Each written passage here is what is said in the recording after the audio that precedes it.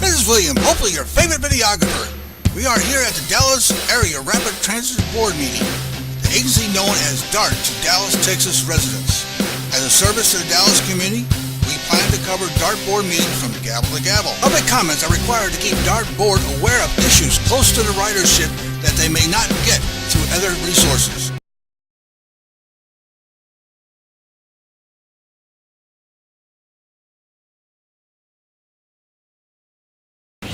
Good evening. It is now Tuesday, March 13th at 6:33, and the Dallas Area Rapid Transit Board is now in session. The first item on the agenda will be the approval of the minutes for February 27th, 2018. Does anyone have any changes, edits, or additions to the minutes? If not, is there a motion to approve? Mr. Slagle said he moves to approve. Is there a second? Second, thank you. All in favor, please push your yes button, and if you oppose, we'll push no.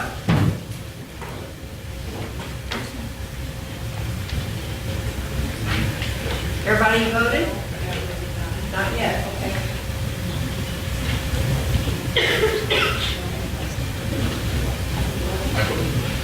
Okay. They're not showing up? There they are. Thank you. It passes unanimously. Thank you. The next item will be our public comments. And I'm going to read the script for you. I know most of you probably know it by heart by now. But the general public comment period will be allowed at the beginning of each DART board meeting for a total of 30 minutes. And again, at the end of the meeting, with the 30-minute period does not accommodate all persons who have signed up to speak.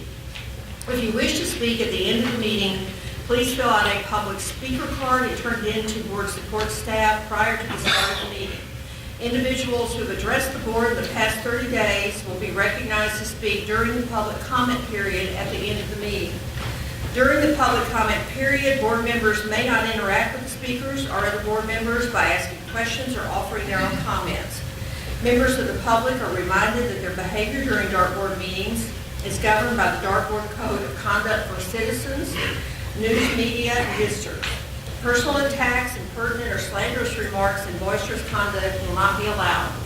Each speaker will have 3 minutes to address the board. The green light on the podium will indicate when you can begin your speaking. The yellow light indicates that you have 1 minute left, and the red light indicates that your time has expired. And having said that, our first speaker this evening is Ron Gray and his service dog Cujo. Is Mr. Gray here? Thank you. Okay.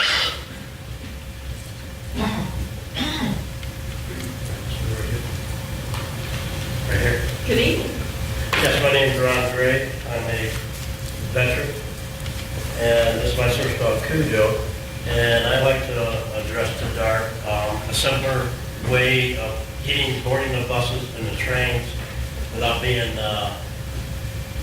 asked to show the ID of your paperwork all the time for a service dog. And I'd like to submit where you have a card, like a card. Now this card, they actually put me and Cujo on this card, because I've talked to many of the drivers and many of the police officers, and they also agree that there should be something simpler to where it shows that DART could put on there a service dog and his name also. And my understanding, there's nothing, you have no system on there yet for that. And that's what I'm looking for. Because also, this year, or last year, the service dog also started with PTSD. So now you're gonna have millions of probably veterans coming out with their dogs, and that's gonna be another overrun. So it's just something to get you prepared with, and something maybe a little bit simpler. And I just wonder, and I would love to even work with anyone here, and maybe give us more suggestions to that. Well, thank you, Mr. Gray. Mr. Thomas just leaned over and he said he thought that was a good suggestion, and so he's going to work on that with the staff. So you may want to stay tuned on that. Yeah. We have your contact information, and we appreciate it. All right, thank you, guys. Thank you very much. The next speaker is Millie Gamal, followed by Annie Jones.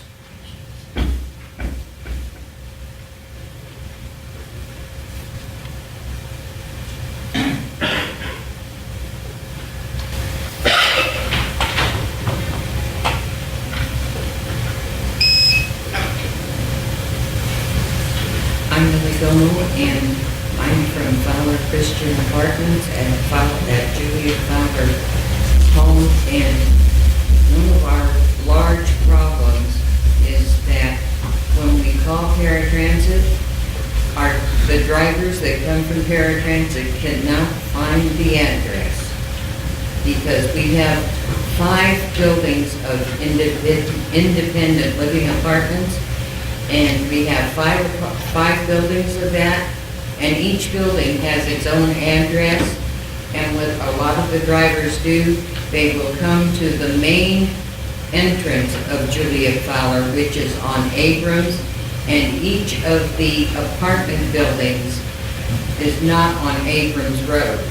They each have their own address, and we are always trying to chase our drivers down, telling them, hey, we're not at that address, we're at this address, and we have to tell them how to get there, how to get into the gates, and everything else. And then when they get there, they're rude and obnoxious. And I'd like to see the dartboard make out some maps that are legible so that the drivers can find us. Thank you, Ms. McCall. You know Doug Douglas and Tammy Hensley are behind you. I just met them today. All right, would you speak with them about your issue, and they would be the ones that would help you solve that? All right, thank you. Thank you very much. The next speaker is Annie Jones. I don't need to speak because Melly covered it. Oh, all right, thank you. Thank you. The next speaker is Megan McGowan, followed by Robin Kirk.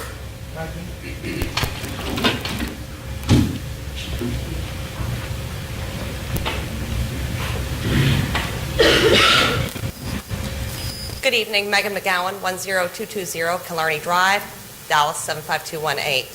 And my concern is the terrible service that we have been experiencing for years in the Casa Linda area, and also a concern that took place this Friday. I'll address Friday's concern first because it involves safety. Apparently there was some sort of an accident or incident on Garland Road, which started at the routes 60 and 467 at Garland, just this side of PD going towards South Garland Transit Center. I live in a duplex neighborhood with very, very narrow streets. My street, Killarney Drive, intersects with Galway, which is the street 1 block over, by means of, shall we say, a horseshoe-shaped connection at the top of both streets. For some, apparently dispatch routed the 467 up through Galway, which is, as I said, a very narrow street with cars parked on both sides. Killarney is the same way. Apparently dispatch did not know that Galway and Killarney do not go through, but they hated each other, so basically this bus made what amounted to a big U-turn, and let's put it this way, paratransit and on-call vehicles both have difficulty getting through those streets. So what makes dispatch think that a full-size bus is going to have an easier time? Well, fortunately, as far as I know, there were no vehicles hit, but at that time of night, at 9:15 on a Friday evening, people were coming home. People were parking out on the sides of the roadside because we do not have enough driveway space. But that's our issue. The point is that it makes that street extremely narrow. And when I called to try and pass information on to the dispatch to let them know what was going on and plan a different route, I was told, that's not my job. Well, I'll tell you what, if I said that's not my job, well, it wouldn't be my job any longer for very long. But this is just a symptom of a problem. The 467 is always problematic. It's always late. Sometimes it doesn't show up. We have no service directly to our closest rail station by means of a single bus. Our closest rail station is White Rock Station. When 467 was rerouted, they eliminated that service and also eliminated the 519 at the time. So that got rid of all of our single bus service to the rail. We are left with almost an hour-long trip, and that's unacceptable. It's been like this for 10 years. I've mentioned this before, and nothing has been done. And I just want to know if anybody ever rides these buses to know what we deal with. I'd like somebody to possibly respond to me at some point. And thank you for your time. Ms. McGowan, if you would speak with Harold Humphrey, who is here. Harold, would you raise your hand so she'll know where you are? And if you would talk to him about your issue, he might be able to help. Thank you. Our next speaker is Mr. DeVos Christian, followed by Stephen Smith.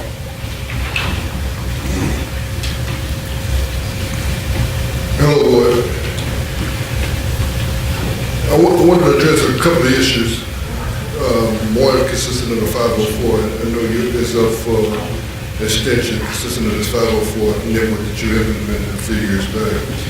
I know Mr. Humphreys, who has been doing a wonderful job in the absence of Mr. Newman when he brought it. So I want to commend him for the excellent work that he's done so far.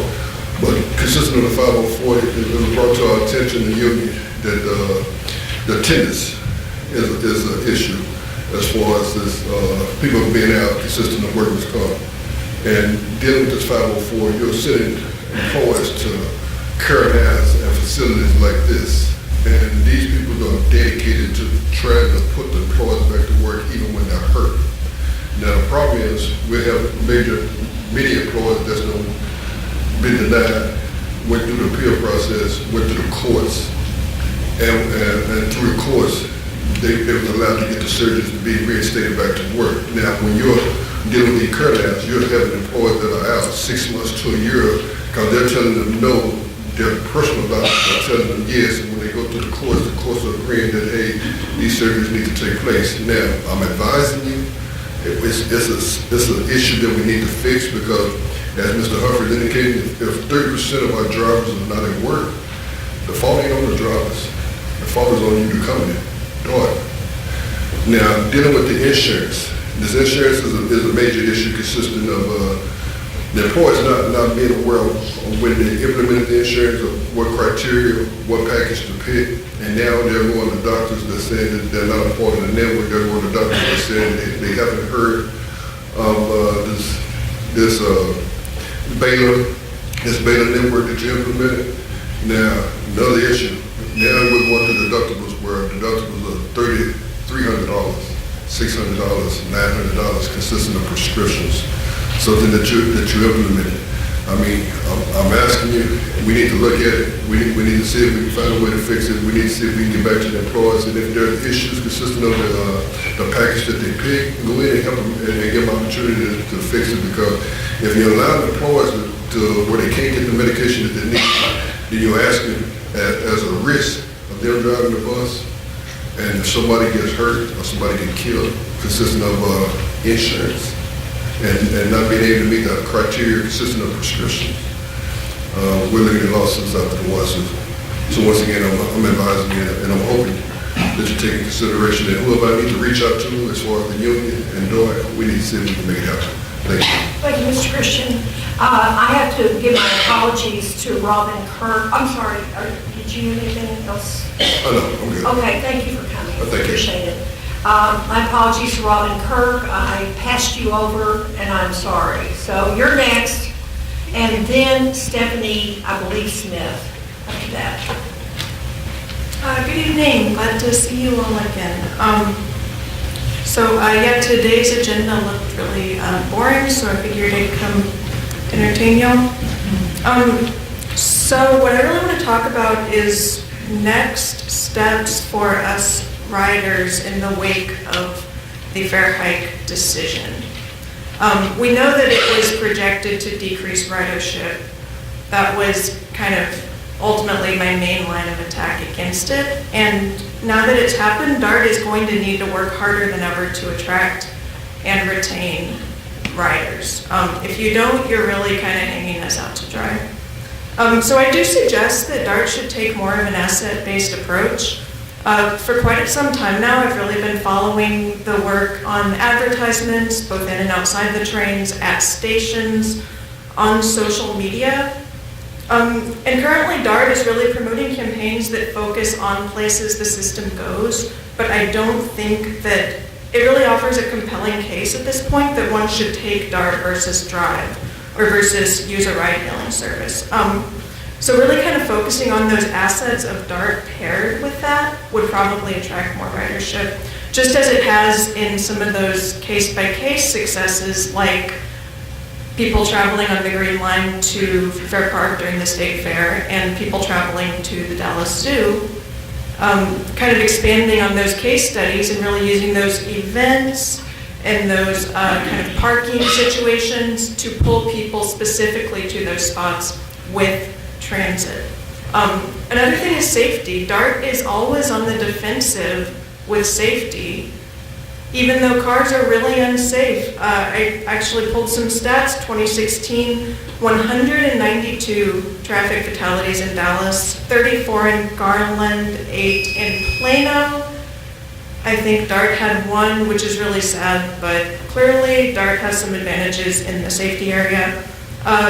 You're not going to be able to get enough police to really have the advantage for safety that increased ridership would have. Just eyes on the street, that's a very, very baseline principle of urban planning. I really hope to hear more about how DART is going to increase ridership since you raised fares and there's a projected decrease already. We can't deal with fewer riders. It's unsafe and it's just going to cause us to lose more and more services. Thank you. Thank you, Ms. Kirk. Stephanie Smith? Or is it Stephen Smith? My apologies. It is Stephanie Shire. It is Stephanie. All right.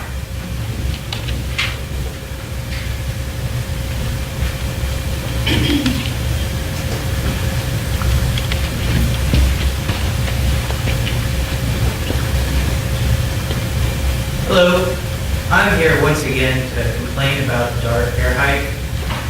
There is no need for it when it is going to cut fares, as Robin Lyons just said. It's a cruel tax on the poor, as I said a couple weeks back. There's nothing more to it. People need to get to their jobs. The DART system is already atrociously expensive. It doesn't make much sense unless you do not have a car. We do not need more cars on the road. We need less. We need to start moving towards lower fares so that it can be accessed by all. Wages aren't going up. Inflation's not going up nearly as fast as this fare increase. I understand that you've already voted on it, but you can vote, you can revisit the issue at any time. Everybody is aware of that. It's always going to be in your hands, and we will be here until this is resolved. Thank you very much. Thank you. Appreciate it. We have a few speakers at the end of the meeting, but we will now go back to the regular agenda. We have items 4 and 5, which are consent items from the Budget and Finance Committee. Mr. Weichman. Madam Chair, I'm pleased to make a motion for approval of the consent agenda. Second. All in favor, please push your yes button, and those opposed, obviously no.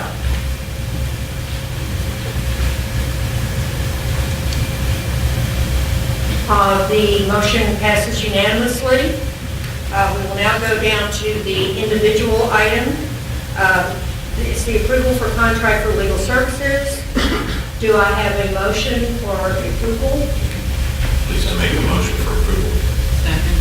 Thank you, Ms. Krause. Thank you. All in favor, push your yes button. All opposed, your no button, please.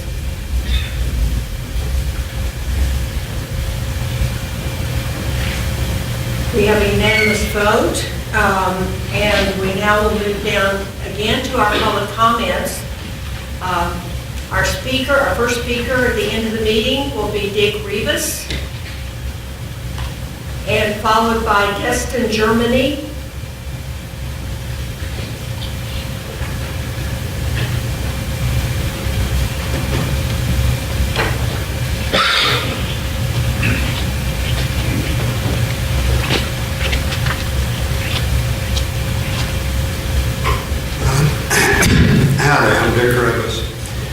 2 weeks ago, I complained to y'all that petitioning against the fair hike, I was hassled by the DART guards, by the DART police, and the DPD. And my position was that the area between the columns in the front of your building and the colored tiles where the DART seating begins was a public sidewalk, and that I could leave it there if I wanted to, because it was a public sidewalk. The DART police and guards apparently were of the impression that DART owns that sidewalk, and I do not have a permit from DART to distribute at terminals. And so I wound up talking to a man named Morgan Lyons. I think he sent a copy of his letter to me. I think he sent it to you. But I wanted to tell you that the problem seems to have been resolved. I wasn't hassled today. The Fair Hike Committee is going to continue opposing the fair hike until August, if that's what it takes us. I've been distressed as a citizen when I found out that y'all apparently implemented the fair hike from tradition, that DART has always tried to raise fares every 5 years. It's as if somebody gave you an eternal formula for dealing with the budget. My understanding is that you did not look at options like putting a fee on ride-hailing services or a tax on license plates, either of which can be justified on ecological or traffic congestion grounds. I would like y'all to look at the issue again and look for new sources of funding. Try to do your jobs in a creative rather than a mechanical way. Thank you. Guest in Germany, followed by Ms. Erica Smith.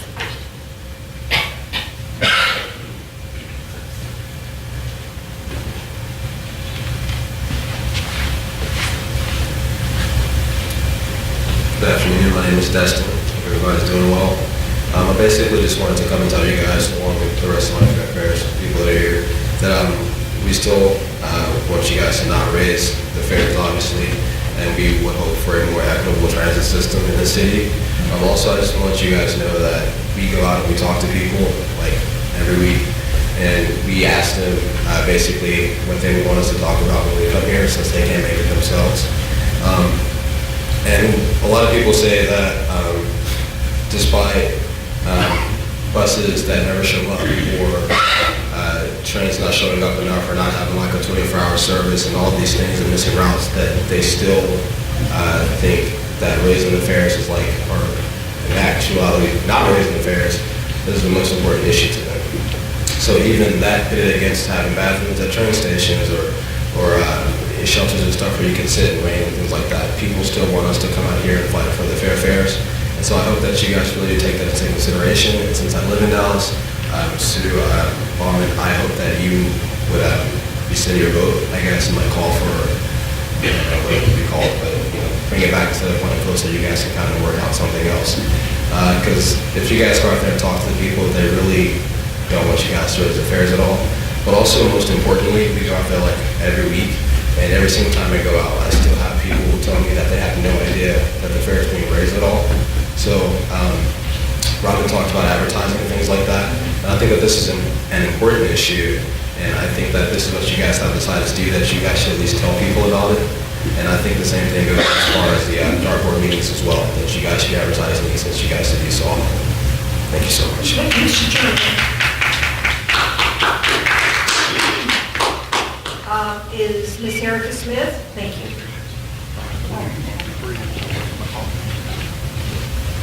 Hello, Erica. I'm against y'all raising the fare, and I would like to say since day one y'all started raising the fare, like everyone's saying, every 5 years, I have not seen any change with security, the safety of people riding the DART. each time I raise the fare, it seemed like maybe something good gonna happen, but it don't. Crime rates, to me, and I know y'all see it too, even on the media, it get worse, and it's ridiculous. And I shouldn't, and my family, other people should not get on the train and fear for their life or other people, and it's just not safe to me. I mean, you see the cameras everywhere, but nobody don't fear the cameras. Y'all need to do something about that. Y'all need to, I don't know, y'all need to really get together and do something about that. That should be my focus in it, instead of just raising the fare. I mean, we need to feel safe riding the train and the buses. And then as well with buses being late, especially in the Oak Cliff area, it takes 2 hours to, if you at the Ledbetter station, it almost takes 2 hours just to get downtown Dallas. Almost 2 hours. If you catch the bus to the Ledbetter station, then you wait on the train, and then from there it's almost like another hour from the Ledbetter station to downtown Dallas.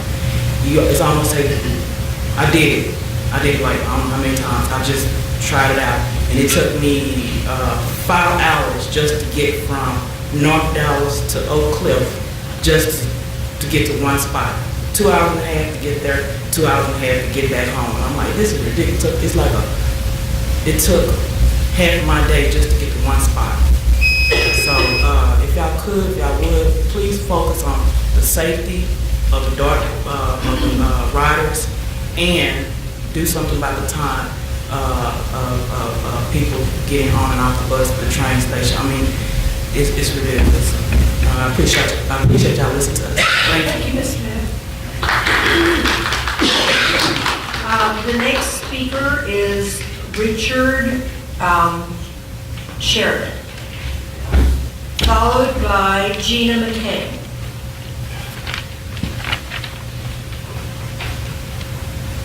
Good evening, appreciate being here. I'm here to speak about a free dot rides program for senior citizens. Senior citizens represent about 1.4% of DOT's daily ridership, and the fare increase would place a greater financial burden on them.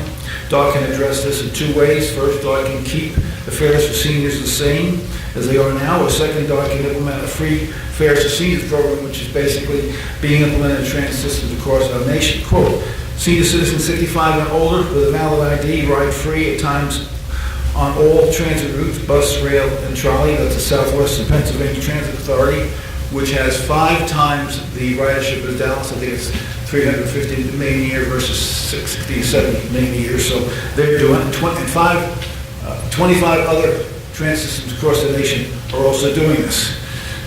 According to debate.org, one, providing our senior citizens with public transportation will mean fewer accidents for those who drive. A little humorous there. We are paying back our seniors for what they have done for us. And by the way, we're also doing that with a $150,000 municipal tax exemption, which means almost about $2,000 a year. And of those surveyed, it was unanimous that seniors should get a free ride. According to Social Engagement News, elimination costs as a barrier to getting around town may improve the mental health of older adults by reducing loneliness and lack of social engagement. Research has found that increased eligibility for free bus pass leads to an 8% increase in public transportation amongst older people and 12% decline in depression symptoms amongst those who started taking the bus when they became eligible. A lack of social engagement can trigger mental health problems and chronic illnesses such as heart disease and other diseases. Got some time left. DOT has already voted for a fare increase by an 8-7 vote. However, there must be a procedure where this free fares for seniors can be voted on. Not only will this significantly help our seniors in many ways, it will significantly improve DOT's public relations, as you can see now with many outraged DOT riders. And again, we're only looking at 1.4% of the ridership, and it's a trend throughout our nation. Also, it states in the biblical verse, Matthew 25:31-42, that it is our moral responsibility to care for our poor. To me, a free fare for seniors program is one way to do this. So in summary, it's a growing trend. It will help the mental and physical and financial well-being of our seniors, and it that does respond to God's calling. So thank you very much, appreciate it. Thank you, Mr. Sheridan. Ms. McCain? Is Gina McCain here? Oh, okay, hi. Good afternoon, Board. My main focus today is, I put on my paper Federal and Elm Street, but that's a mistake. I meant to put Field and Elm Street. A lot of buses come downtown, maybe 60% come downtown, come down Elm Street. We cannot get to the bus stop at Elm and Federal. I don't know if it's Lyft, I don't know if it's Uber, I don't know if it's people just dropping off food. I don't know what it is. Every time I come down Elm Street to the field, passengers have to come out the curb lane, onto the street to get on the bus. For one, it's unsafe. For two, it says no parking. It also says bus stop. But these cars are parked there. Nobody's in the cars. Some people are in the cars, and it's like a parking lot on that street. I don't know if the police not mandating it. They're not mandating it because every time I come downtown, it's a safety hazard for my passengers. It upsets me because if I have a wheelchair, I can't even pick up that wheelchair person because there's nowhere for me to let the ramp out to because there's cars. I mean, literally parked along that street all the way up to the Homeless Suite Hotel. And it's very aggravating being an operator, and I try to do my job the best I can, but right there in that area is terrible, and I just need somebody to really help us out with that. That's my main point. The second point, I hadn't heard anything about the last time I was here with Gary. And the third part is our insurance. It is a mess. The deductibles are very high. You can't find a doctor that's a Baylor Scott White. And my doctor don't take Baylor Scott White, but she take this health card. I'm like, I'm not understanding that. She'll let me swipe this, and she'll charge me, but she don't take Baylor Scott White, so I'm not understanding it. When I call, they say the insurance is health stolen. So now I'm confused. So I just need those issues to be taken care of. Thank you. Thank you very much, Ms. McCain. Okay. Mr. Thomas will be back with you. Okay, I put my correct information on. I changed Let it. you a little relief this time. I changed it. Okay, thank you. The next speaker is Kenneth Day, followed by Sherilyn Samuel.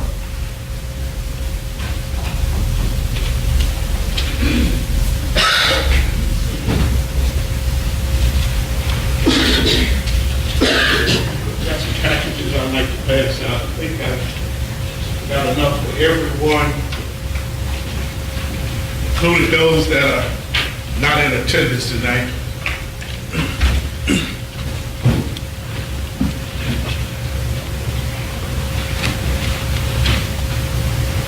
Good evening, honorable board members, Madam Chair, Mr. Thomas.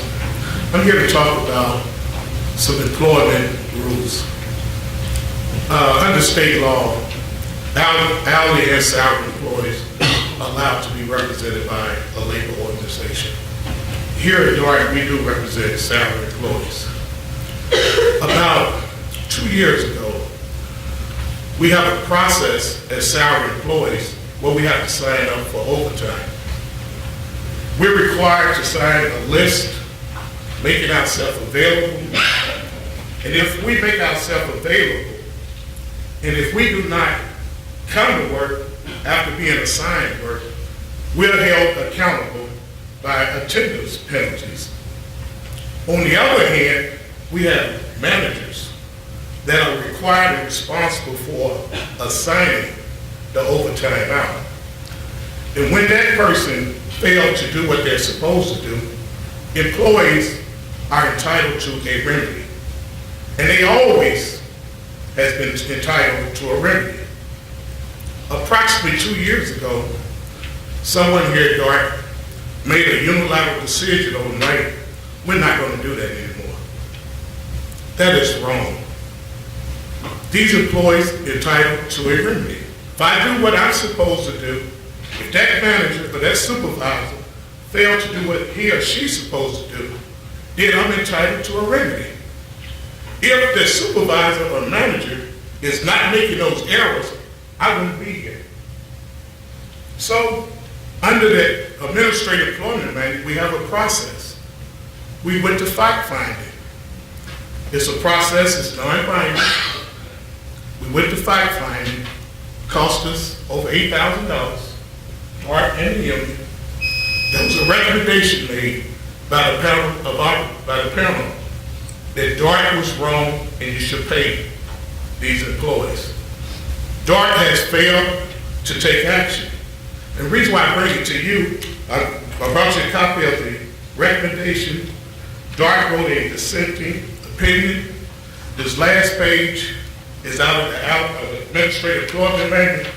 You have a responsibility as board members. When Dart failed to act, you as board members have to make that final decision. And you will find it on the last page of that package. And if you fail to implement the recommendation of the panel, you have to publicize it in the newspaper. Since the time this recommendation come out, no one at Dart has told me whether they're going to honor it or not. They wrote a dissent opinion. I'm asking you as board members to look at this faithfully, and I'm asking you to do the right thing. I'm available for any questions, but you can have two sides of the story. But you have all the information, and again, I make myself available. Thank you. And if I may say this here, before I sit down, I got 38 years of service around here. As an employee, I've been a union president, a union officer since 1994. And it's sad when I have to stand in the parking lot and wait on someone to let me in the door to come upstairs. I've asked for access. I'm not trying to go to the executive office. If I could just get from the parking lot into the building, as others do. Thank you. I appreciate it if I can have some help with that. Thank you. Daniel? Good evening, everybody. I have a couple of things. First of all, when did Dr. Cushton get a part-time job and the job wasn't posted? I might have wanted that job. Next thing, I'm a person that always be upfront about what I do, because what I do, I'm a fair and honest person. There's no shadiness with me. So the next city council meeting, which will be a debriefing meeting, I will be one of the speakers there. And I will tell about the faithful 7 that voted with the North Texas Riders, because we won't change and we have a good understanding. The rest of you, either you get it together or just exit yourself out. Second, I will be telling them about the lawsuit with ATU that should have been paid at $3,000. Now it's a whole bunch of money. And then you want to go out and hire another firm. What? To bring them in to replace the attorneys you have? If not, that's a problem. Next, the MAX program. 5-star, Dart. Supposed to be fair and honest. Well, the MAX program consists of 8 people. 6 of them are salaried and only 2 are hourly. Is that fair? So you telling me salary needs to be more visible on the MAX program than hourly? Why couldn't it be 4 and 4? The next thing, the North Texas gathered close to 7,000 signatures, and you all have a copy of it. Those young people are faithful and they are determined for the right things to happen right across the board. I commend them with their effort and everything that they do. Y'all need to do something.